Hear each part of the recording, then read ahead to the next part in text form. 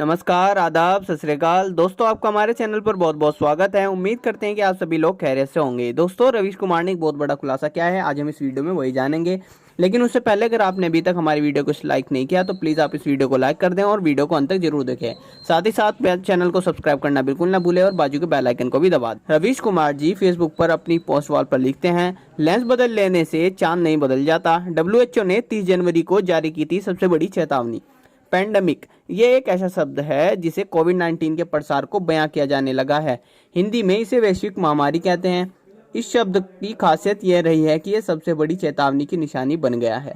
हम सभी के दिमाग में ये बात बैठ गई कि विश्व स्वास्थ्य संगठन WHO ने 11 मार्च को पैंडेमिक की घोषणा की और यही सबसे बड़ा अलर्ट था, अलार्म था, चेतावनी की सबसे बड़ी घंटी थी। वैश्विक महामारी के खिलाफ युद्ध का बिगुल था। ये सही नहीं है।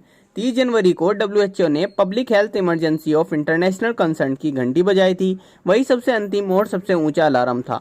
WHO की नियमावली में यही सबसे बड़ा और अंतिम अलार्म था। 70 साल के इतिहास में सिर्फ 6 बार public health emergency of international concern की घोषणा हुई। 30 जनवरी तक चीन के बाहर दुनिया के 18 देशों में 98 मरीज ही हुए थे और एक भी मौत नहीं हुई थी। उस दिन भारत में केरल में एक ऐसा केस हुआ था जो वुहान से ही आया था। यह तारीख इसलिए महत्वपूर्ण है ताकि आप समझ सकें कि 30 जनवरी को वैश्विक महामारी का सबसे ऊंचा अलार्म बजाने के बाद भी सरकारें सोती रही। सरकारें अक्सर 11 मार्च के वैश्विक महामारी की घोषणा को आधार बताती, वो इसलिए कि अगर आप 30 जनवरी की तारीख से देखेंगे कि उनके लापरवाही आपराधिक लगने लगेंगे। आप प्रश्न करने लगेंगे कि 30 जनवरी से 13 मार्च तक भारत की सरकार क्या कर रही थी। भारत सरकार ने किन तथ्यों के आधार पर 13 मार्च को कहा था कि वैश्विक महामारी की स्थिति नहीं है। आप ये भी प्रश्न करने लगेंगे कि जब 30 जनवरी को WHO ने खतरे की सबसे तेज घंटी बजा दी थी तो फिर फरवरी का महीना लापरवाही में क्यों बीता। हम जिस आर्थिक तबाही की तरफ बढ़ रहे हैं आज न कल सभी को 30 जनवरी की तारीख पर लौटना ही पड़ेगा। मीडिया भले ही तारीख को समझ बदल ले मगर आर्थिक तबाही की बेचैनियां गोदी मीडिया में झूठ से नहीं दबेगी। WHO यानी विश्व स्वास्थ्य संगठन पर हमले इसलिए भी होते हैं ताकि जनता को लगे सारी गलती WHO की है, सरकारों की नहीं। ध्यान रहे कि 11 मार्च के बाद भी कई सरकारें जागी हैं और उन्होंने ऐसे कदम उठाए कि जिससे वे संक्रमण के प्रकोप को नियंत्रण और आर्थिक नुकसान को कम करने में सफल रहे हैं। मगर कई सरकारें अपनी लापरवाही, अहंकार और तमाशे के दम पर तैयारियों का झांसा देती रही। सफल रही मगर जनता लंबे समय के लिए आर्थिक गुर्दिन में चली गई। हाल के इतिहास में 11 जून 2009 को विश्व स्वास्थ्य संगठन ने दुनिया में नोवल इन्फ्लुएंजा ए वायरस के धमकने का ऐलान किया था और वैश्विक महामारी कहा था। WHO ने कहा था कि H1N1 वायरस पहले कभी मानव शरीर में नहीं देखा गया था। यह वायरस बिल्कुल नया है, बहुत आसानी से एक आदमी से दूसरे आदमी में फैलता है। उस वक्त 74 देश में से H1N1 के 30,000 केस सामने आए थे। WHO ने कहा था कि उनके पास जो साक्ष्य है, एक्सपर्ट की राय है, उसके आधार पर इमरजेंसी कमेटी कि ये इस बीमारी के दुनिया भर में फैलने की आशंका है। ये वैश्विक महामारी है। 2009 में H1N1 की शुरुआत में ही WHO ने दुनिया को अलर्ट कर दिया था। विश्व स्वास्थ्य संगठन के लिए भी कोरोना नया था, तरह H1N1 था, लेकिन वो एक इन्फ्लुएंजा था और WHO ने अभी तक इन्फ्लुएंजा को लेकर ही वैश्विक महामारी की घोषणा की थी या पैंडेमिक शब्द का इस्तेमाल हुआ था। 30 जनवरी को पहली बार कोविड-19 के लिए पैंडेमिक की घोषणा हुई थी। WHO ने कभी तालाबंदी का सुझाव नहीं दिया था। तालाबंदी की नकल सबसे चीन से शुरू कर दी। चीन ने वुहान को पूरी तरह बंद कर दिया था। इसका मतलब यह है कि महामारी से लड़ने के लिए देश क्या करेंगे ये उनके अपने विवेक पर निर्भर करता है। 11 मार्च को जब वैश्विक महामारी का नाम दिया गया तब उस दिन WHO की तरफ से जारी प्रेस रिलीज जारी की थी। उसमें 7 सुझाव लिखे थे। हालांकि तथ्यों के आधार पर तैयारी और फैसला हो। अंतर्राष्ट्रीय व्यापार और यात्राओं में दखल देने की जरूरत नहीं है। वैक्सीन की खोज की गति तेज हो। कमजोर स्वास्थ्य सेवाओं वाले देशों की मदद की जाए। अफवाह और गलत सूचनाओं को रोका जाए। अपनी तैयारियों की समीक्षा करते रहें। डेटा और जानकारी साझा करें। ये विज्ञान का समय है, तथ्यों का समय है।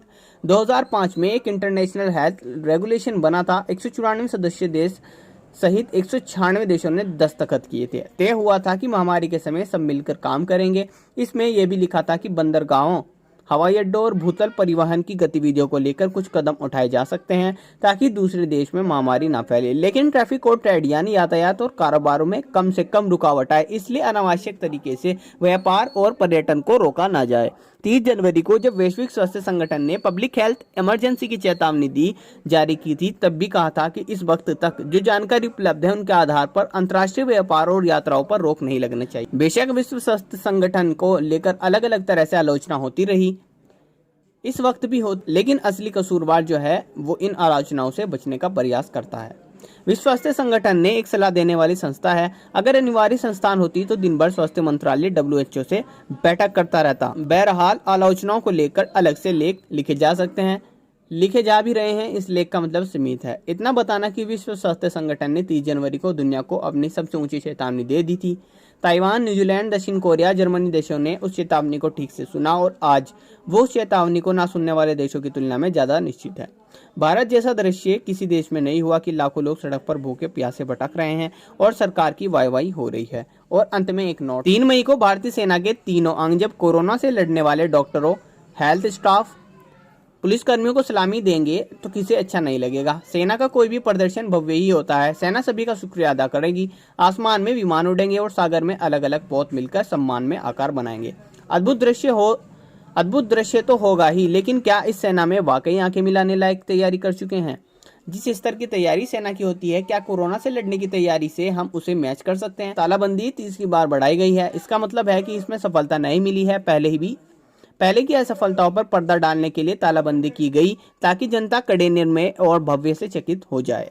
हो भी गई। तालाबंदी भले फेल हो रही हो, लेकिन इस मामले में तालाबंदी सफल हो गई, जो उसका मकसद नहीं था। सेना के समक्ष जाने से पहले क्या हम आश्वस्त है कि तालाबंदी के दौर में हमने स्वास्थ्य तैयारी को दुरुस्त कर लिया है? कोरोना से संक्रमित मरीजों की संख्या बढ़ती जा रही है। भले ही महामारी 100 किलोमीटर प्रति घंटा की रफ्तार नहीं फैल रही, लेकिन उसकी रफ्तार 7 किलोमीटर प्रति घंटे की तो है ही। भारत ने तालाबंदी के इतने लंबे दौर में एक भी दिन ऐसा हासिल नहीं किया कि जब केस नहीं आया हो। भारत ने सैंपल टेस्ट की संख्या जरूर बढ़ाए हैं, मगर उसे बढ़ाने की रफ्तार धीमी है। अभी भी हम पर्याप्त टेस्ट नहीं कर रहे हैं। इस बार हर बार नीति बदलकर टेस्ट ना करने की जरूरत को सही ठहराया जा रहा है। एक बात याद रखिए, कैमरे का लेंस बदल लेने से चांद नहीं बदल जाता। तालाबंदी के दौर में लाखों लोग अपनी नौकरी गंवा चुके हैं, सैलरी गंवा चुके हैं। उनके पास टैक्स देने या EMI देने के पैसे नहीं हैं। सरकारी कर्मचारियों को भी कटौती का सामना करना पड़ रहा है। जाहिर है हमारी आर्थिक स्थिति बुरी है। क्या IT सेल के डर से कोई ये पूछने का एहसास कर पाएगा कि जब एक पैसा काटा जा रहा हो तो सेना के त्रिलोक के प्रदर्शन पर कितना पैसा खर्च होगा? क्या वो खर्चा जायज है? अच्छा नहीं होता कि हम अपनी तैयारियों से दुनिया को हतप्रभ कर देते, न्यूजीलैंड और ताइवान की तरह पहले चरण में कोरोना पर काबू पा लेते और फिर सेना के सामने जाकर उसे सलामी देते, सेना से सलामी लेते। झूठ पर पर्दा डालकर सेना के बलिदान और शौर्य के सामने जब सलामी के लिए हाथ उठें तो याद रखिएगा, एक सैनिक सिर्फ सत्य को जान देता है, वो सत्य की रक्षा करता है। जय हिंद। दोस्तों, इस तरह से हमने आपको ये पूरा लेख पढ़ के बताया। अगर आपको ये लेख अच्छा लगा तो प्लीज़ आप इसे लाइक करें, कमेंट करें, हमारे चैनल को सब्सक्राइब करना बिल्कुल ना भूलें। आपसे मिलते हैं हम अगली वीडियो में, तब तक के लिए धन्यवाद।